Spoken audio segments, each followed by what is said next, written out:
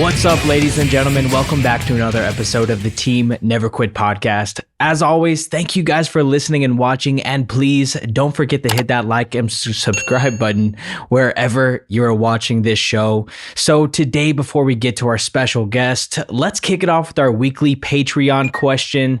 And this week, we've got, if you could bring back any TV show that's been canceled or off the air, what would that TV show be? Oh. That's actually a pretty good question. What do you got, Jason?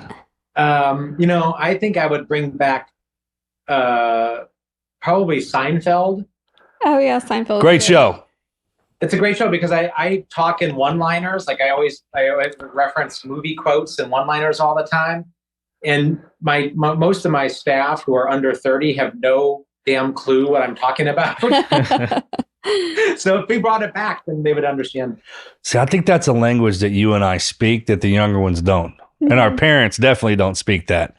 But that's true. I call it movie quote language. And it's Marcus the best. It's straight to the point. And matter of fact, when you talk like that, everyone knows exactly what you mean because there's a visual reference to it as well. Mm-hmm. And it kind of puts everybody on the same page. I was going to say Friends.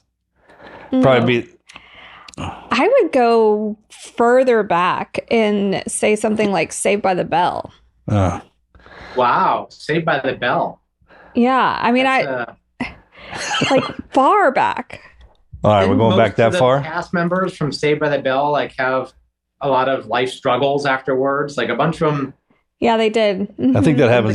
Who was the guy who played Screech? Like, didn't he end up in jail or something? Or did he? Happened? But Mark Lopez is still going strong. Or Mario Lopez is still going really strong. He does that E Entertainment or whatever.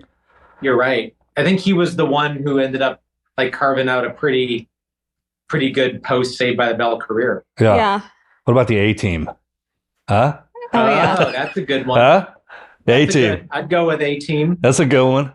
Yeah, we think about it. They start remake of that. Freaking thinking about that, man. Yeah, exactly. Okay, there was another show. Love the A-Team, dude. I watched when I was really little. She-Ra. I just love the fact that it was BA, right? Yeah. B.A. Baracus. Knocked out. He couldn't fly. Remember that? Yeah, Mr. T. How are you an A-Team? I mean, this is where we get into like the spec ops stuff. Right. How are you literally a Green Beret and you can't get into a plane conscious? Exactly. Exactly. I had to freaking knock him out every time, Mr. T. And Face. That was a freaking great show. Did you ever watch She-Ra?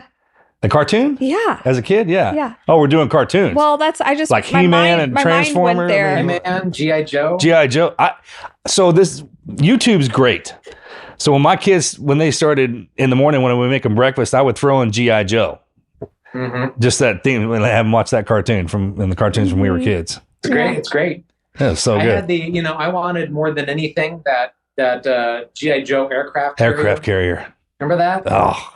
And I remember like going to Kmart and in my small town in Beaver Dam, Wisconsin, where I spent 10 years, first part of my life, and just like staring in the aisle at Kmart at the aircraft carrier in this massive box, and it was like the holy grail that I could never find. I think that thing's worth some money now, bro. I saw online a guy had the whole collection with all the strike fighters, both G.I. Joe and the Cobra, and that aircraft carrier was in there, fully assembled. Okay, we have to stop talking about this because Marcus will order it on eBay. Yeah. He orders... Bro, I'll go in a rabbit hole with you all day on stuff like this, man. Marcus, you deserve the aircraft carrier. Don't let anybody tell you Thank you. The aircraft carrier. You are good enough. You are smart enough. Damn it. If you only saw his vintage toy museum that he has, it's a little... Yeah, I'm a little nostalgic. It's weird. I went into this antique. I was down in Pueblo, Colorado, in the fall, and I went into this antique mall, and I ended up purchasing this like little ceramic Christmas tree with the little lights, those little like things that you plug in the lights. I had one of those in my room growing up as a kid.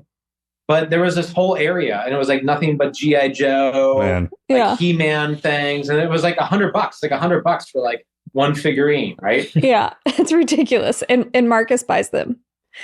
Yeah, I do. That's weird. Okay, I mean, I I saw. I get in the middle. I'm not going to get in the middle of a domestic strike. Yeah, it's okay. I know enough to not to get in between Marcus and Melanie in this It's debate. fine. I actually it brings like happy memories when I see it. It's kind of that's what it's for. It does actually create something for me to buy him for his birthday because he's very hard to buy for. But I can always fall back on a vintage toy, and it would be a hit. See, that's value for you too, Melanie. Yeah. The fact that you can just always press the easy button. Yeah, the eBay. There are some go-tos for me, that's for sure. Yeah, Spider-Man. Spider-Man. Yeah. What about you? I would definitely go Game of Thrones. If they had a little bit more time on the last season and then stretched it out, I mean, they could have gone forever, and I would always be watching that. I've never seen it. Wow. Game of Thrones? I've never watched it. It's the greatest show of all time. Well, we tried to start it, but she wasn't into the wizards. It is a great show. Yeah, there's so much wisdom in that. Man, I couldn't get in there. I'm not going to talk about it. There was a scene that every time I turned it on, that's what was playing, and I just could not get into it. But let's just pass by there. It's funny you should mention that because I actually just finished rewatching it with my partner. She had never seen it originally, and I had watched it, back in the day. Uh-huh. So we rewatched it. It took us like a year to get through it, and literally this weekend we just finished the whole thing. Oh wow, that's a good one. It ages well. It does. Yeah, you can watch it whenever. Yeah, it's timeless for sure. That's a great question. Well, man, thanks again for coming on here and doing this. Let's back this up a little bit. I want to know where you're from and how you got into the military. Yeah, so I grew up in Wisconsin. I in my long time Coloradan now. I represent a district in Colorado. I've been in Colorado for about 20 years, but was born and raised in Wisconsin, born in Madison, and then lived for 10 years in a very small town of 15,000 called Beaver Dam. And my father was laid off, and then we ended up moving to the Madison area for job opportunities for him. And honestly, I first got hooked up in the military for money, for college money, right? I did well in school, got into college, come from a family that doesn't have a lot of money, working class background, and was driving down the road and saw one of those. This is before 9/11. Saw one of those big billboards that said, for 1 week in a month and 2 weeks in the summer, you can have your college paid for. I'm like, that seems like a good damn deal. Yeah, right? I remember those. Because I was working, construction. Was working, 20 hours a week on a construction site, going to classes in the afternoon and evenings. And started working when I was 15 in fast food. So I was struggling to make it all work, and seemed like a good thing. So I actually enlisted in the National Guard, Wisconsin National Guard. Took a semester off, went to basic training, and was doing the weekend warrior thing. Enjoyed it. Signed on for ROTC. Was going to be a National Guard officer. Then 9/11 happened, and all bets were off.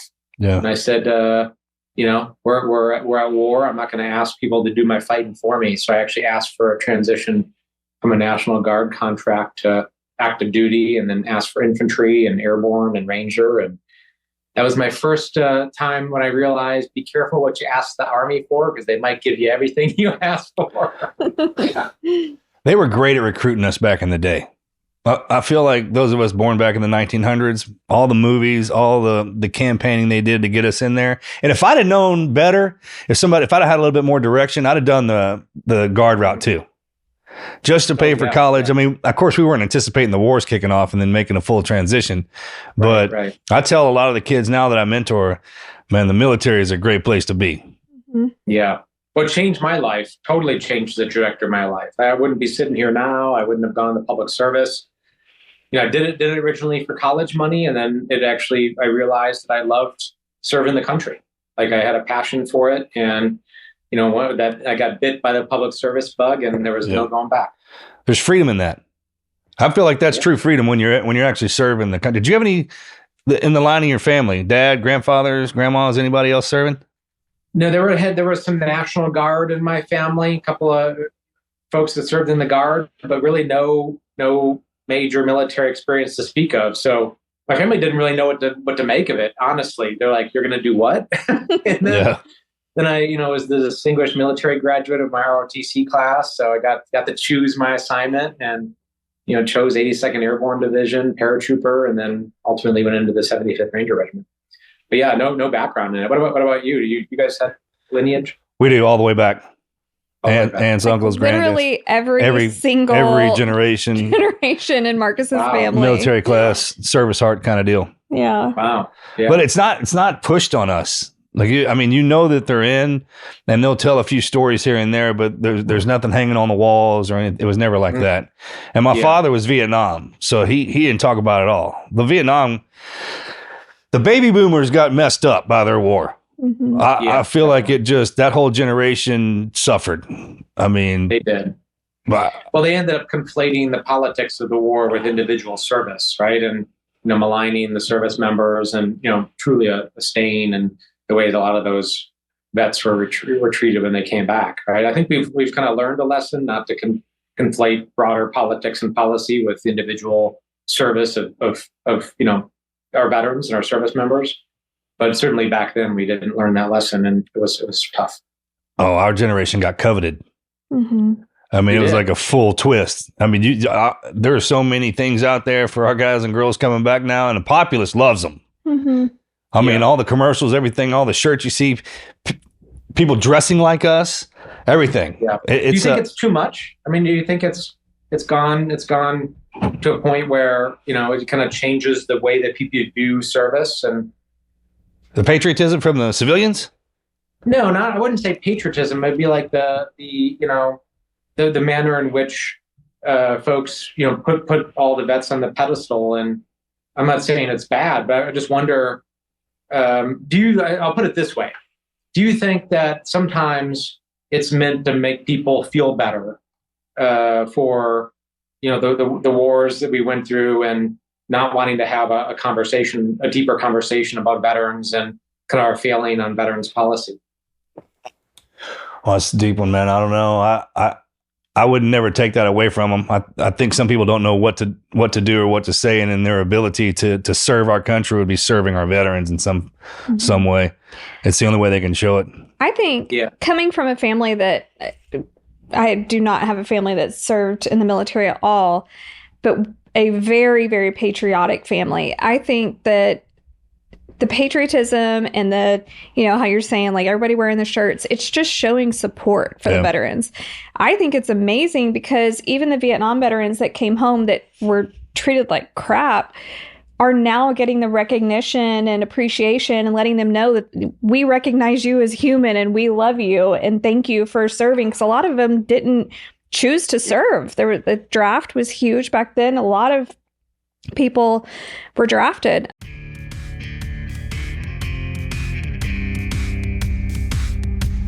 SelectQuote is one of America's leading insurance brokers. They've been doing this for nearly 40 years and have helped over 2 million people find over $700 billion of coverage. And no, that is not a typo. You see, other companies out there, they'll push a cookie cutter policy on you that might not even fit your needs. And it could even cost you more to cover less. But SelectQuote works differently. Their licensed insurance agents work for you. They find the right plan for your life, for your family, and that fits your budget. You can get this done in as little as 15 minutes. Now, I know a lot of people hesitate if they've got pre-existing health conditions, but let me just say this clearly. High blood pressure, no problem. Diabetes, you are still covered, and even heart disease, SelectQuote partners with carriers that cover it all. And if you are in great health, you might be able to get same-day coverage with no medical exam needed. That's pretty huge. So what I want you to do, get the right life insurance for you for less at selectquote.com/TNQ. Go to selectquote.com/TNQ today to get started. That is selectquote.com/TNQ.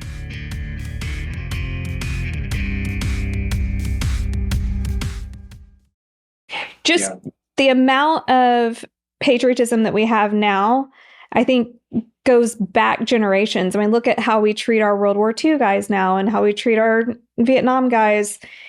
It's just, I don't know. I think it's full circle. That's a great point because veterans don't like talking about it anyways.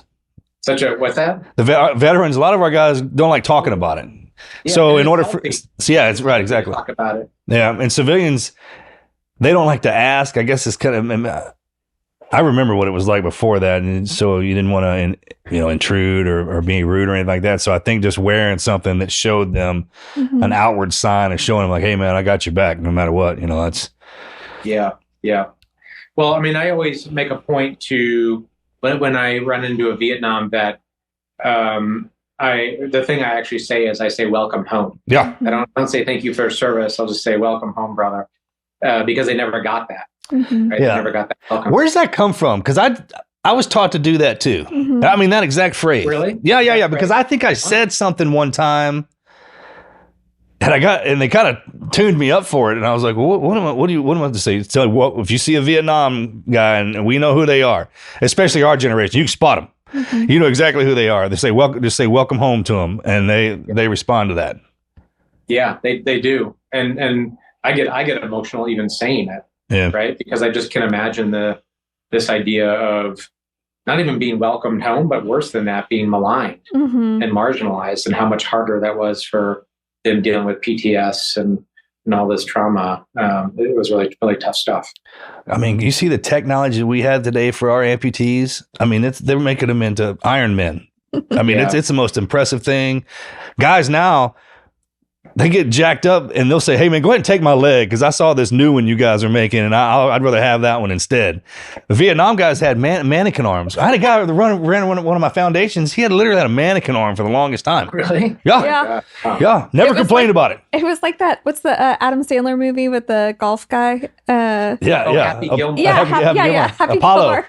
It was like that. It's not Apollo Creed, but what was his name? I can't think of it. Yeah, the name of the Carl Weathers. Thank you. Oh, Carl Weathers. Carl Weathers. Yeah. Yeah. One of my favorite, underestimated actors of all time, though. Like he's great. Just so good. He was great in Predator. He was good. His Predator. He was awesome in Predator, man. Freaking and Happy Gilmore. He's Apollo Creed. This goes to the point. Like these are the movies I grew up with, and I say this stuff all the time. And like the other day, I was saying the I Ain't Got Time to Bleed. The Jesse Ventura. And the people I was with are like, "What? Like, what are you saying?" Like, they didn't understand where it came from. I know, because it's when I completely get your sense of humor, which opens up so many doors when you get that, because especially when you drop it. I mean, if your timing is on point with those kind of things, man, it says so much more. And when you're standing in a room for people who don't get that, they're like, "What? All right." So we're rabbit holing, man. All right, so I had to. You get in the Army, and your first station out of boot camp was Bragg? No. I enlisted, went to Fort Jackson for boot camp, and then Fort Rucker in Alabama because I was with an aviation unit. And then I did ROTC, graduated. Then I went to what's now Benning. I guess it was Benning, and then Moore, and then now it's Benning again. I guess they changed it back. But yeah, Fort Benning / Fort Moore in Georgia, where I went to infantry school, airborne school, ranger school. And then my first duty station was Bragg. Oh, check. Second. Yeah. Really? You went through all that before you got to your first duty station? It's a bunch of training. That's how we did it. That's crazy. It was like 9 months. Back because it was 4 months of infantry school, a month of airborne school, a little over 2 months of ranger school. And then I remember I showed up to my unit at the 82nd Airborne Division, and I had like a week off for Christmas and for the holidays. And this was right before the invasion of Iraq in 2003. And I saluted, Lieutenant Crow reporting, and my company commander was like, "Your platoon's out there in formation. We're going to war in 3 months. Train them well. Good luck." Oh my gosh. That was my first, what I like to call bucket of cold water moment. Oh, yeah. You've had them too. I mean, this is real. Did you sign up for Ranger School? I did, yeah. What's that like? Well, it sucks. Thank you. I knew, yeah. Right, like, and I mean, you've been through buds and done that, but it's just like it's just an attrition game, right? Everyone's like, "Oh, it's the best small unit tactics school in the country." I'm like, really? Because after the first 72 hours, I can't remember shit. Right. I was so tired and hungry. and it just, that's the thing, is you get a couple of hours of sleep a night, you get like one meal, maybe 2 meals a day, You're cold. I was a winter ranger. There's, yeah. I went through during the winter, and you don't think that Georgia is cold in the winter. Georgia is cold in the winter. Oh yeah, for sure. Yeah, it gets cold down here. Yeah, so it's just a suck fest is all it was, right? You're just cold and tired and hungry for 2 months, basically. So when our officers get in trouble, they get sent to y'all. Mm-hmm. They have to go to Ranger school. That's how we do that. It's into it. Yeah. How about that? The fact my Ranger buddy was a Polish Army officer because he was, went through one of these IMET, these military exchange training programs. And all the Americans we were sucking, and we're like, we're cold, we're hungry. And, my buddy, the Polish officer was like, this is great. You're loving life. Meal a day. They let us shower. Like, if you're sick, you get medicine. Like, I love this. Like, he was living his best life. Isn't that crazy? The difference between us like that? Like, you get in a program with some of those foreign exchange guys, and they'll be in heaven. Like, this is the best time of my life ever. Tough guy. Mm-hmm. They are. To appreciate home and just everything that we have to offer is, I mean, even in the government, even in military. Yeah, absolutely. It's a big deal, though, when we guys get cross-rated like that. Because when we do interops, when our officers would walk in, and we wear their Ranger tab underneath their front pocket. Oh, is that right? Yeah. They're not allowed to wear it on our sleeves. But they'll wear it. What was the toughest? Was Buds the toughest for you? Yeah. Yeah, hands down. Sniper school sucked, but for the overall kick in the nether region is Buds. There's just no. It's designed that way for a reason. Well, and you did 18 Delta. Yeah. I was at Bragg for 18. Was that right? Yeah, and that was a mental kick in the face. Yeah. So that's the medical, right? Yeah. Yeah, I heard that's really hard. My best friend's in the Rangers. He was originally an 18 Delta. Become an E8. Yeah, as a master sergeant, and did Delta as well, and then I went over to the Rangers. Tell us about your time with the Rangers. Yeah, so I was in Iraq with the 82nd Airborne Division. Was a rifle PL, then a mortar PL, and then my battalion commander had been tasked to take over 275 2nd Ranger Bat at Fort Lewis in Washington, and he called me into the office one day, and he's like, "What do you think of Fort Lewis?" And I said, "Well, sir, it doesn't really matter what I think of Fort Lewis, does it?" Yeah. Appreciate you asking. Went through ROPE. So the officers go through ROPE, which is that Ranger Orientation Program, which is basically 3 weeks of just hard PT and running O courses and shooting. Like, we would shoot for hours a day, marksmanship, some CQB and things like that. And went through ROPE, and then took over a platoon, 275, and went immediately to Afghanistan. So I did a rotation, like you guys. We were on the 4-8 schedule, right? So 4 months deployed, 8 months back. So I joined my platoon over in Afghanistan in 04, and then again in 05, which is where I overlapped with you and the strike force at the time. So were you on the ground during Red Wing? I was, yeah. So it was my battalion. We were the Ranger battalion that was synced with the SEALs, and I had been at Salerno forward operating base. Oh yeah, for most of Salerno and Chapman. Remember Chapman? Yeah, that had been. Man, I haven't. Yes. Yes, I was down there with the strike force in that area. Is that where they laid y'all up there? I'm sorry, I didn't mean to interrupt. That's where you were laid up that whole time? Well, they during your operation, I had been ripped out. We were in the process of being ripped out. Oh, check. The time was coming to take us out. So I had just flown back to Bagram when the shit hit the fan and Red Wing kicked off. So I ended up doing air operations. I was helping as assistant S3 air, helping coordinate some of the air ops for the rescue mission. Bro, we would land in Salerno to drop in before we went out even further, and we'd get stranded there every now and again because runway would get when it would rain and we couldn't get the planes couldn't land. They could pull us out of there. I mean, for weeks we get stuck there because we used to go over there and steal y'all's laundry because we didn't have any clothes to wear. And you got to believe this place they stuck us, man. It was just out in the middle of nowhere. That and Chapman. Yeah, Chapman was like definitely out in the middle of nowhere. I remember the SEALs over at Chapman had those monkeys. They had like a cage of live monkeys, and then you're not gonna believe these places, man. Literally, the SEAL. I'm like, I rolled up in there and like, why do you have a bunch of like live monkeys? what is going on here, dude? Until one of the SEAls got bit by the monkey, and somebody like higher up was like, okay, all right, enough with the monkeys. It's like someone's gonna get some crazy tropical disease here. That's how it worked. It's like we were allowed to get away with some stuff till somebody got hurt, and then it'd be like, oh, okay, now we got to reel everything back in. How do you even get monkeys? I had turkeys. My platoon had pet turkeys in Iraq, and that's simply because I was trying to figure out how to get them a Thanksgiving meal. Yeah, we were stuck there. We hadn't had anything but MRE like sandwiches for months. So Thanksgiving was coming up, and I'm like, I'm gonna pull this off. Like I'm gonna pull off the coup of having like a fresh turkey meal for my platoon.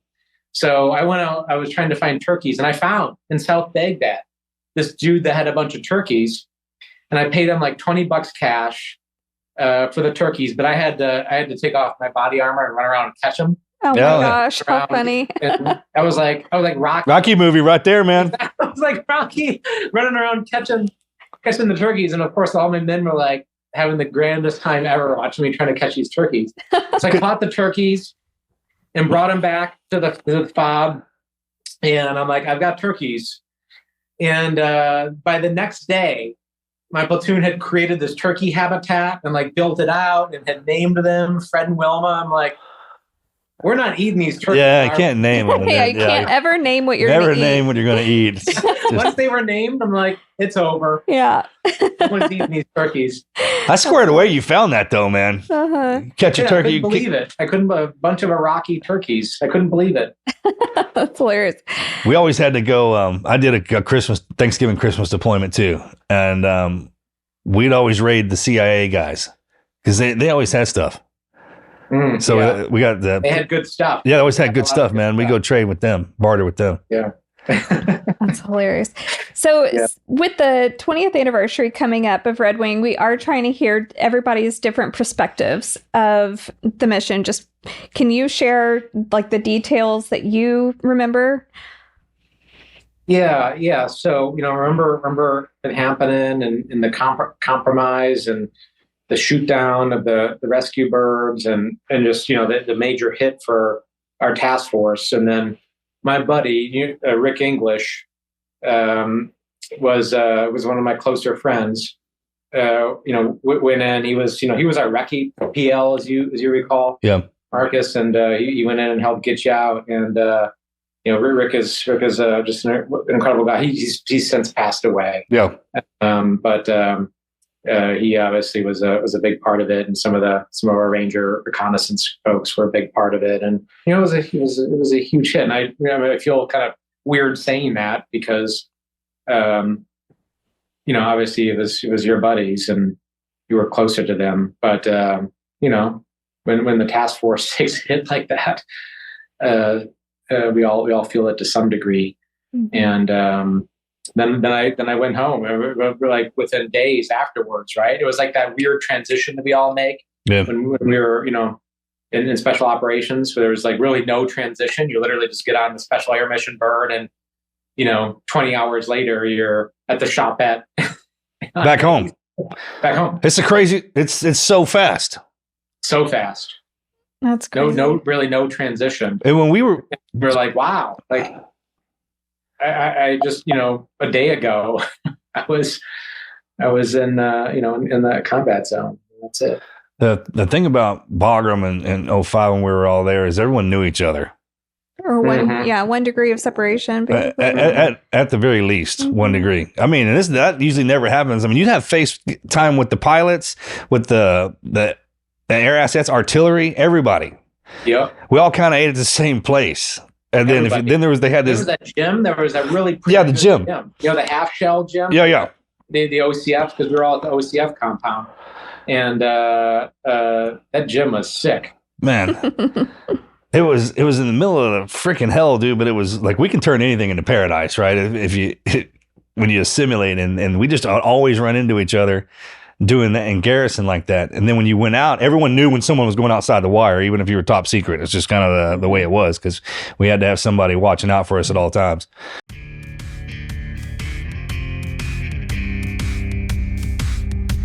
There's a new film coming out that you have got to see. It's called Warfare, and this one hits different. It's from A24 and Alex Garland, the guy behind Civil War. But what makes this story truly unique is that it was also made by Ray Mendoza, an Iraqi war veteran who actually lived this story. Warfare drops you right in with 13 Navy SEALs holed up in an Iraqi apartment building, watching insurgents prep a counterattack. It's intense, it's raw and real, and the best part about it is that it's not polished by Hollywood. It's actual boots on the ground storytelling, full of brotherhood, grit, and truth. Plus, the cast is stacked. We've got Will Poulter, Kit Connor, and so many more guys.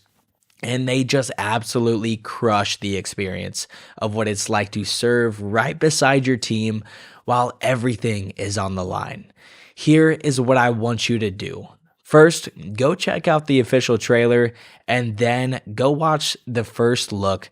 And this will give you a behind the scenes glimpse of how they brought this all together, all the intensity, all the authenticity right to life. Both links are in the description of this episode. And if you want even more, go check out the episode that we have with Ray Mendoza a few weeks ago. I promise this will bring everything to life as well. You will not be disappointed. Warfare hits IMAX and theaters everywhere on April 11th. So please go support and go watch this movie, because it is one that you will remember.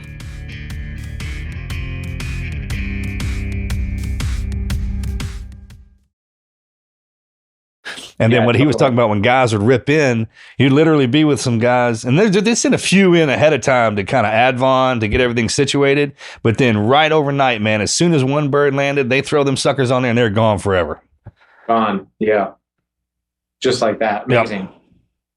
How long did you end up? I mean, the op tempo was unbelievable looking back on it, right? Like, it helped that I was in my 20s.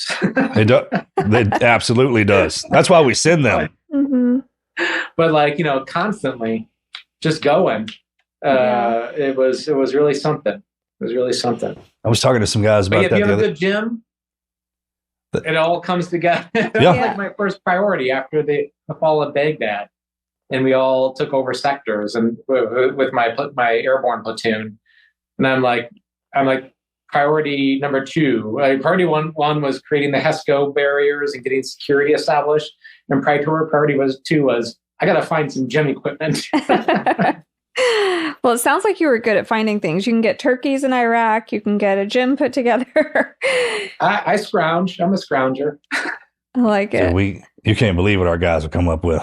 Well, obviously monkeys in a cage. I never found the monkeys though. That was, the monkeys eluded me. That's crazy. How long did you end up serving for?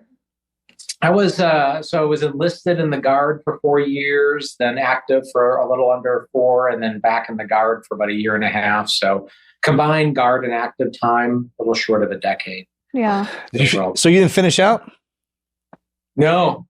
I went to law school, was starting family, and I just was moving on to a different phase of my life. Okay, so listen, I want to ask you a question about that. I got a lot of the guys that I mentored that went in, they're doing 4 and 8s and they're popping out and they're asking, what should I do? Their parents are asking me too. Like, hey, for my kid. And what's a great transition thing to do? And I'm kind of a big proponent of college. I mean, they got the GI Bill, and a lot of them said, well, they didn't really have the study habits, or they wouldn't have done well in college to begin with. I was like, well, once you do 4 years in the military, that changes everything. Yeah. It changes everything. So can you talk about that a little bit? Yeah, I'm college is good. What I tell a lot of folks is the trades, right? You want to know people who are making a ton of money. Yeah. Talk to a plumber and electrician, right? Like a welder. The HVAC guys are making like killing millions. Big money. And then they open up their own their own shop, and they have some guys working for them. These people are making, easily 6 figures well into it. Oh yeah, easy. 200 or 300, right? They're busier than you can imagine. Like, they're turning work away. They have more work that they can handle. You're making $100+ an hour. I just tell people, listen, you need to look at the trades. Like, get up, sync up with a union and go trade craft shop, or go to a voc tech program. Like, and we don't have enough in America, right? That's one of our single biggest problems. We talk about rebuilding America and building infrastructure and doing all these things we need to do. We literally don't have the tradespeople to do it. Like, we don't have enough people. How about that? So I don't know. I think people should look at that too. We just had a guy on this last podcast, West Point graduate, and a Bradley commander. We were in Iraq together, and he owns a plumbing thing now. We were just talking about that. He's like, hey man, he's like, doctors are we're always going to need them. You're always going to need a plumber. Mm-hmm. He's like, when the computer age came online, everybody kind of shifted over there, including the generation behind us, and they all forgot about this kind of stuff. Mm-hmm. It goes, those trades are where it's at, man. Seriously. Yeah. You can create a small business, big time. So because we also have this thing, there's this stigma around trades and non-college careers in America, right? Like, I feel like decades ago we had this focus. Oh, you got to go to college. Yeah, right? That's the only way, right? And then that's the focus of high schools now, and like career mentorship. And because of that, there's a lot of young folks who aren't looking at the trades and construction and contracting and small business, and I think we're losing out. Yeah. I don't know. I think we just got to reimagine the workforce a little bit, and like our education pipeline. I remember when I was in high school, there was like shop and stuff that the guys always loved doing, where at our kids' school, they don't even offer anything like that. There's no shop. There's no, they don't learn any kind of trade. It's true. Yeah. Schools have cut back those programs. Mm-hmm. Big time. But, I'm not obviously maligning college. It's great for me. I went to college, but I don't know. I think we got to be more open to those, not quote unquote non-traditional pathways. Right? Mm-hmm. Yeah, because the guys and girls who couldn't get into college, then instead of doing the trades, don't do anything. Yeah. Yeah, that's right. And they're not really recruiting that hard. I remember there was always a commercial on TV. Remember ITT Tech and then DeVry? Yeah, right. And all those commercials that would come on. I mean, there was... Yeah. ITT and Concordia. Yeah, all that. All those others. Yeah, right. We need to do a better job of marketing that for that, because... But I remember that transition, though, coming out of active duty, because I had just left the Rangers, and then I decided to go to law school, which I did.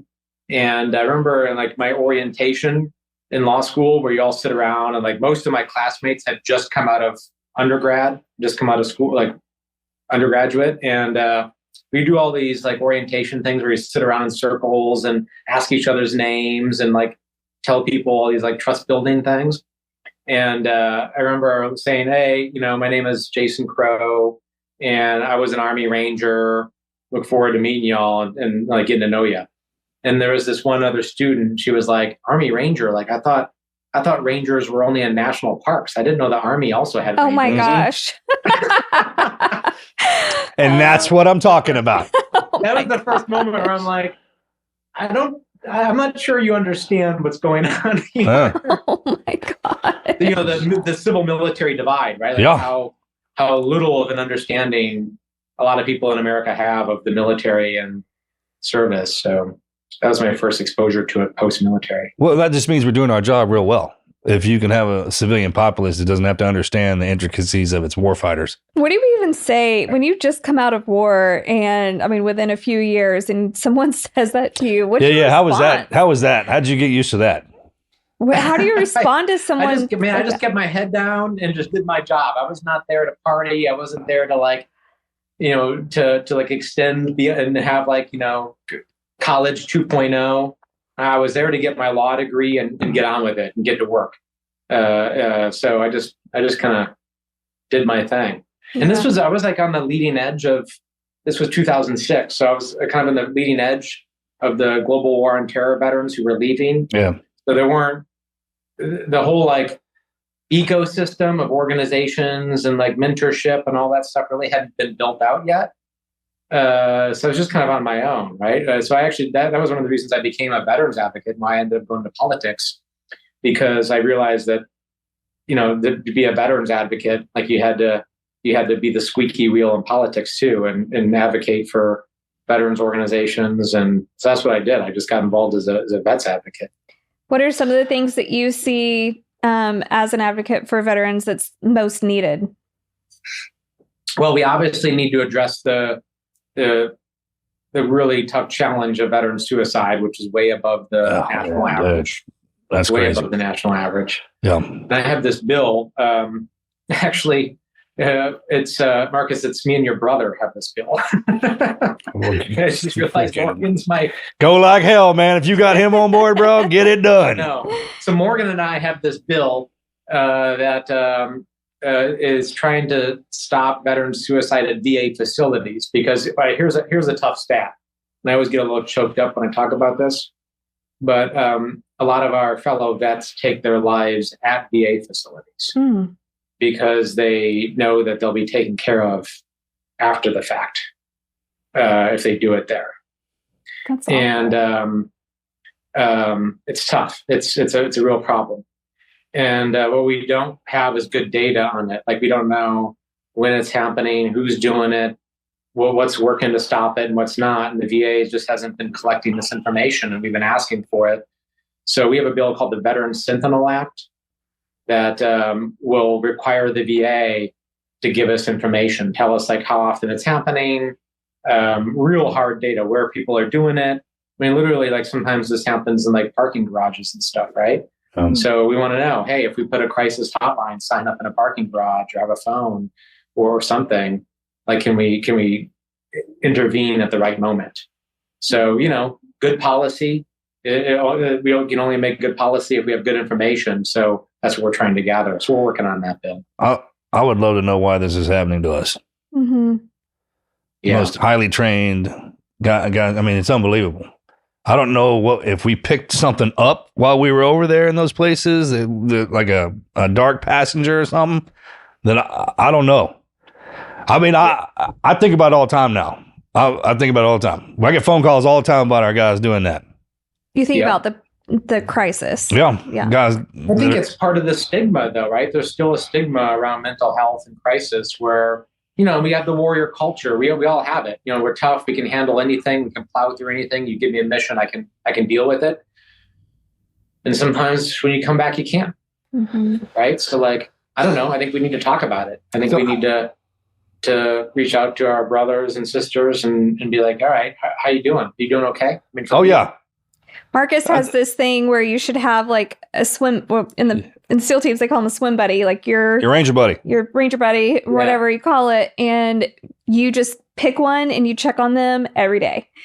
And literally send them a text, because now we have tech. Mm-hmm. I mean, hell, we didn't have that back when we were kids in the 1900s, man. We just didn't have all that. Yeah. And I was thinking about, why don't we have an enlistment for at least 2 to 4 years as you're getting out? So we can transition, because, man, just as fast as they ripped you and I out of the battlefields, that's how fast we got out of the military. Totally. I mean, it was like within a half a day. I remember the gate shutting behind me. I'll never forget this. My parabag, I left one inside the gate shut, and I went to swipe my ID and couldn't get in. And then how about that? And then one dude walks up. Don't let the door hit your. Yeah, don't let it hit you in the ass on the way out. And literally one of my buddies messed with me, goes, "Can I help you? I'm sorry, I don't recognize you. Are you in the military? No, you're not." I mean, like that. Yeah. And it's literally, we would cut him off. We just get cut off just like that. And going from 100 miles an hour and hitting that wall is hard. Mm-hmm. I mean, the hardest thing I ever did. I literally remember I had a very similar moment where I don't know if they call this CIF in the Navy, but in the Army it's called the Central Issue Facility, where you got to go back, turn all your gear back in. So I went through CIF and literally had this like 5-sheet piece of paper where I had to like go to all the stations, and they stamped out every place I went: medical stamp, CIF stamp. Had to go make sure that I didn't owe anybody money at the shop at stamp. And then I got my final stamp, and they hand me the paper and like, all right, good luck. Yeah. I'm like, okay. No, I said, now what? They're like, that's it. Good luck. Gates that way. Oh my like, gosh. wow. Just like that. Yeah. Same thing, man. Same thing. Yeah, there's just I just think, man, you need to be assigned like a pen pal or like your friend, and then when you get out, man, you have to check in on them suckers all the time. Mm-hmm. Yeah, just pick two. Just pick two of them, and then they pick two, and then you just always have eyes on somebody, because that's the biggest thing with us, man, is having eyes on our buddies.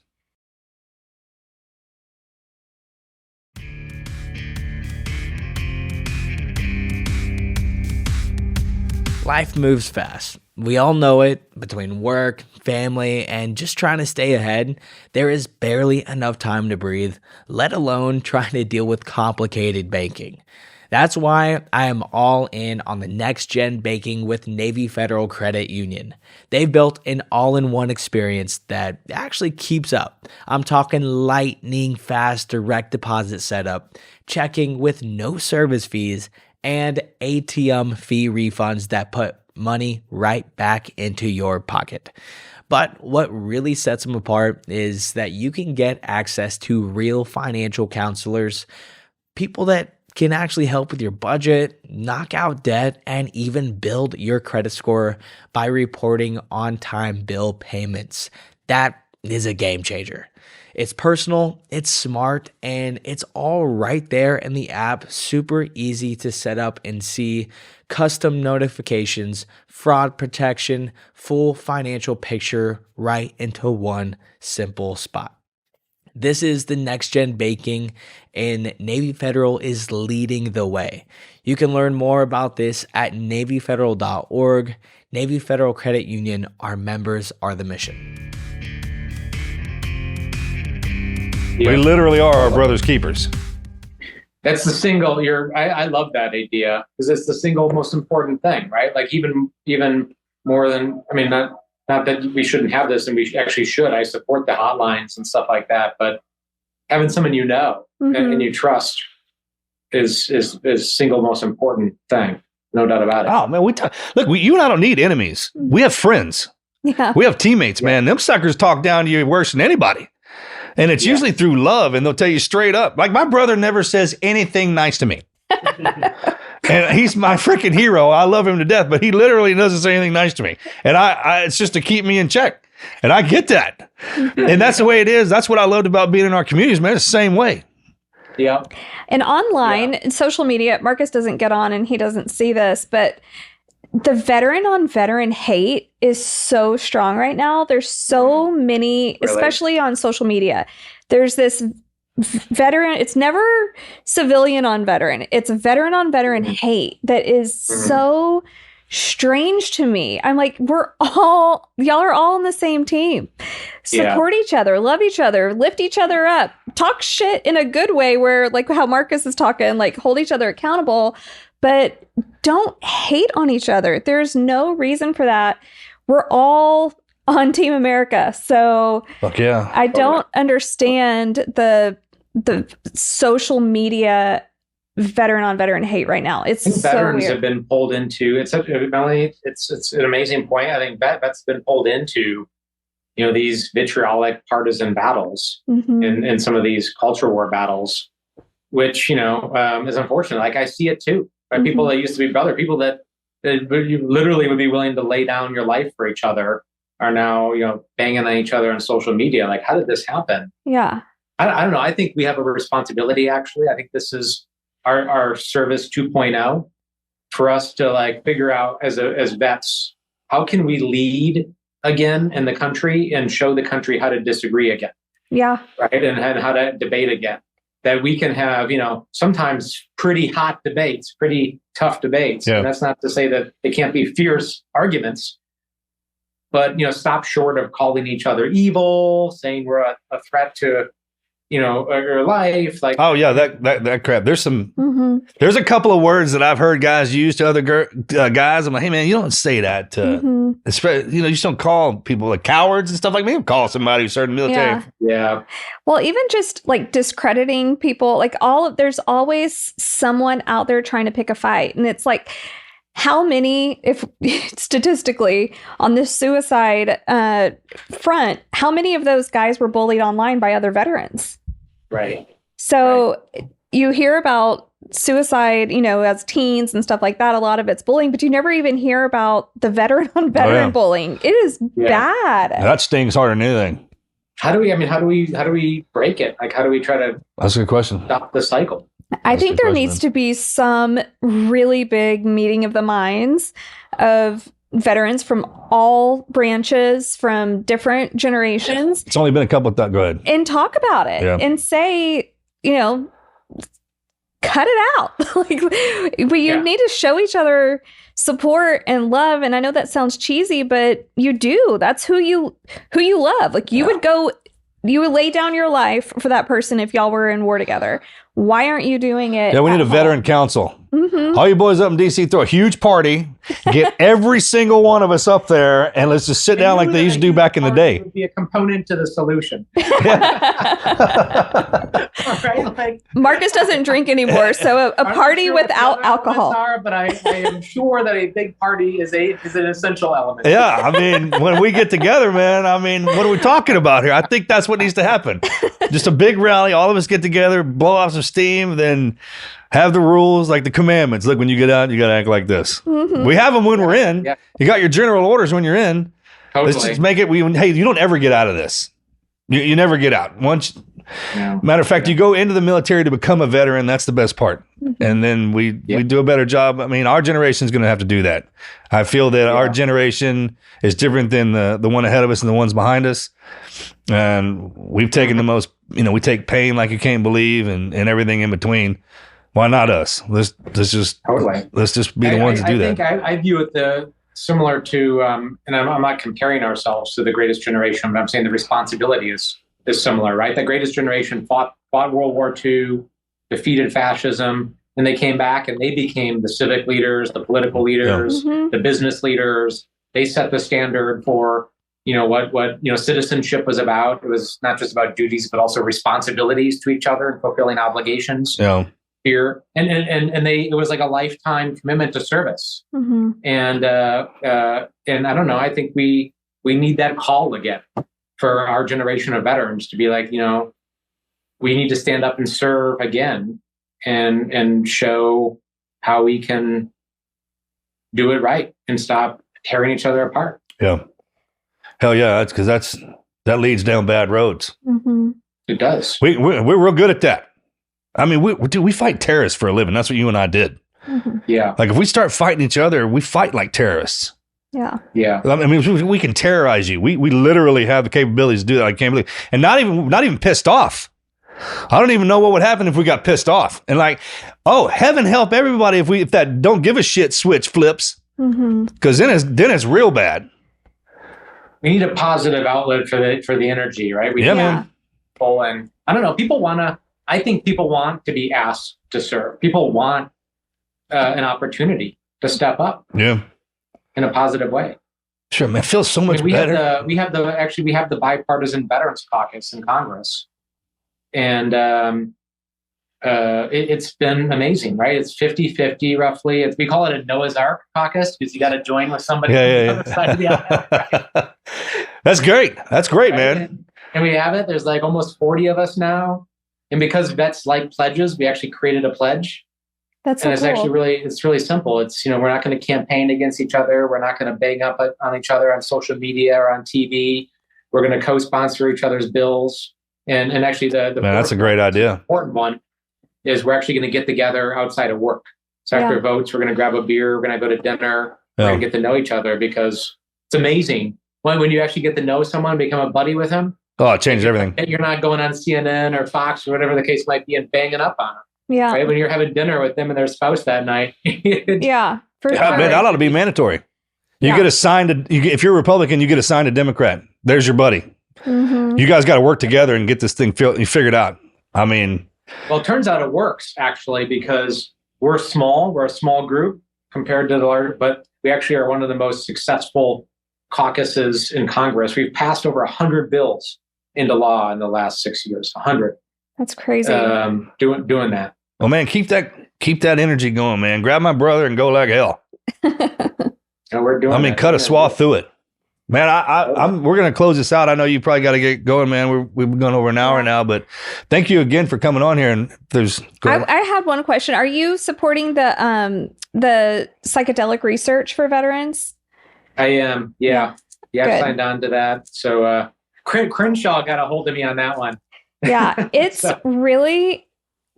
I would have never been the person to advocate for psychedelics. I am not. I've never. I don't know. Drugs just isn't my thing. The whole word scares me. But I have seen firsthand that what it actually does and the healing that it brings is there's nothing else like it. So it's really amazing.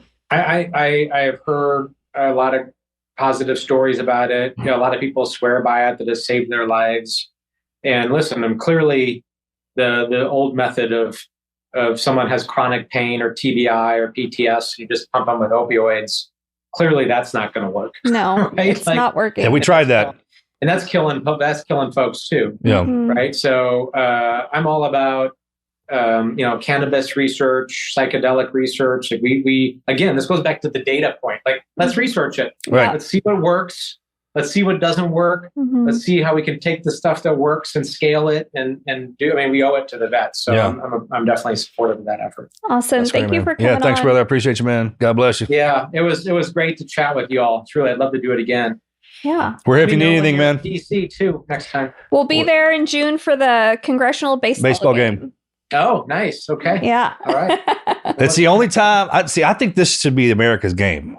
Yeah. When the Congressional baseball game. Like, if you want to hoot and holler and yell at somebody, just go to this thing, because that's where you can do it. And leave it on the field. Yeah. Get it all out. Get it all out on there, because I'm going to yell at my brother. Yeah.